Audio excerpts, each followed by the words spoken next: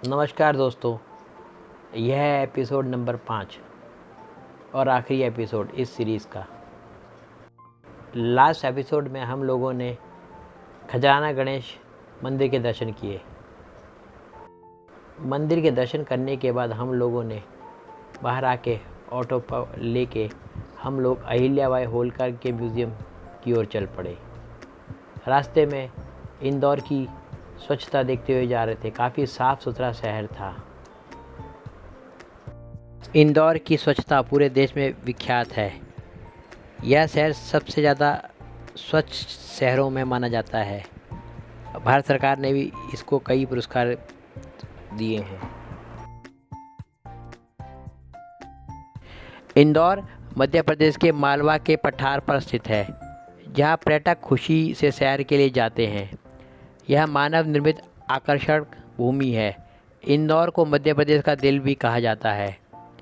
इंदौर पर्यटन आपको एक ऐसा खूबसूरत शहर की सैर पर ले जाता है, जहाँ चमचमाती नदियाँ, शांत झीलें और बुलंद पठार मनोरम दृश्य प्रस्तुत करते हैं। यहाँ की अद्भुत प्राकृतिक सौंदर्य वाली भूमि इंदौर की सुंदर वास्तुकला और महिमा की बखूबी दर्शाती है। इस शहर में दो नदियाँ खान और सरस्वती के संगम की बात कही जाती है। इंदौर मध्य प्रदेश का सबसे बड़ा शहर और यहाँ का इतिहास बेहद खुशहाल है, जिसे सुंदरता से सुरक्षित रखा गया है। इस शहर में 18वीं सदी में बना एक मंदिर है, जो भगवान इंदेश्वर को समर्पित है। इंदौर शहर के नाम इसी मंदिर के देवता के नाम पर रखा गया है। इस शहर की खोज राव नंदलाल चौधरी ने की थी। यह शहर कोई महान राजवंशों और शासकों के नियमों का गवाह रहा है, लेकिन इतिहास के पन्नों में होलकर वंश के शासकों ने इंदौर को एक अलग पहचान दी है। इंदौर में पर्यटकों के लिए सौंदर्य महलों, शानदार स्मारकों और मनमोहक धार्मिक स्थलों का संगम है। इन सभी स्थलों का सुंदर विलय इंदौर में देखने को मिलता है। इस तरह के सभी पर्यटन स्थलों में इंदौर भारत का सर्वाधिक लोकप्रिय पर्यटन स्थलों में गिना जाता है। जब आप इंदौर की सैर पर जाएंगे तो वहां आप रजवाड़ा, एक शानदार महल, कांच का मंदिर, एक तेजस्वी ग्लास मंदिर, बीजासेन टेकरी, जहां से शहर की शानदार झलक देखने को मिलती है, लाल बाग पैलेस, जो होलकर शासकों के महान रहन सहन और रखरखाव को दर्शाता है, पाटल पानी झरना, जो कि एक प्राकृतिक आश्चर्य है, मेघदूत उपवन, जो अद्वितीय सौंदर्य से भरा उद्यान है, और गांधी हॉल, जो शहर के में मील का पत्थर के नाम से जाना जाता है, देखकर और घूम सकेंगे। इंदौर का लोकप्रिय पर्यटन स्थल होने का एक कारण यह भी है कि यहाँ यातायात के सभी साधन बेहद आसानी से उपलब्ध हैं। यहाँ किफ़ायती आवास भी है, जो बुनियादी सुविधाएं मुहैया कराने के साथ साथ आरामदायक भी होते हैं। इंदौर कैसे पहुँचे? इंदौर शहर एयर, रेल और सड़क मार्ग के द्वारा भली भांति जुड़ा हुआ है। राज्य सरकार द्वारा भी इंदौर के लिए कई डीलक्स बसें चलाई जाती हैं। इंदौर में सैर का सबसे अच्छा समय सर्दियों का समय दौरान होता है। सर्दियों में यह वातावरण अच्छा और सुखद होता है।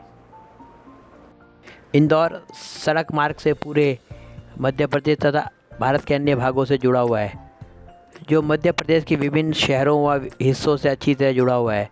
इंदौर से राष्ट्रीय राजमार्ग 3, राष्ट्रीय राजमार्ग 69, राष्ट्रीय राजमार्ग 86 आदि होकर गुजरते हैं। इंदौर से रोडवेज व अन्य बस सेवाएं चलती हैं, जो बेहद सुविधाजनक हैं। इंदौर रेलवे के माध्यम से देश के बाकी हिस्सों से अच्छी तरह से जुड़ा हुआ है। इस शहर में 4 रेलवे स्टेशन हैं, जिन्हें राजेंद्र नगर, लोकमान्य नगर, सैफी नगर और लक्ष्मीबाई नगर के नाम से जाना जाता है। यहाँ सभी स्टेशन आसपास के शहरों व कस्बों से जुड़े हुए हैं। इंदौर से चारों महानगरों के लिए सीधी ट्रेनें हैं। इंदौर में देवी अहिल्याबाई होलकर हवाई अड्डा स्थित है, जो देश के अधिकांश भागों से जुड़ा हुआ है। वह एयरपोर्ट देश के कई प्रमुख शहरों से भली भांति जुड़ा हुआ है।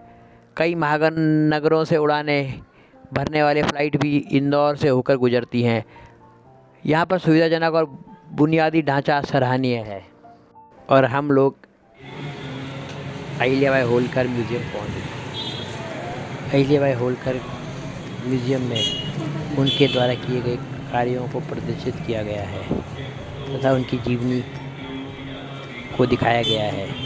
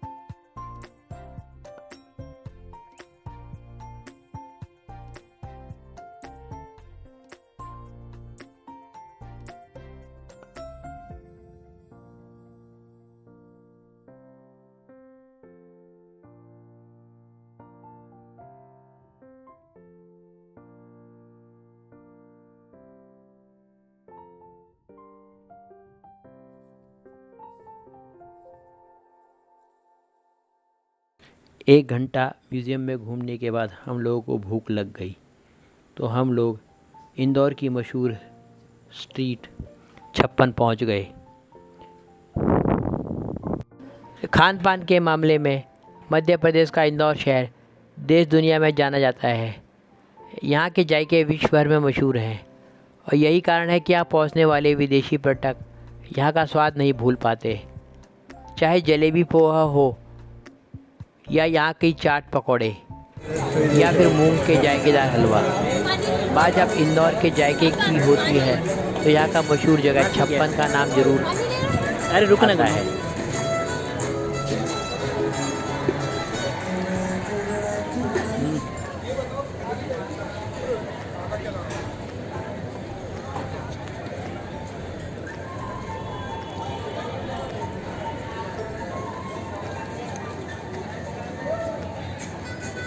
56 भोग स्पेशल स्ट्रीट फूड पैल।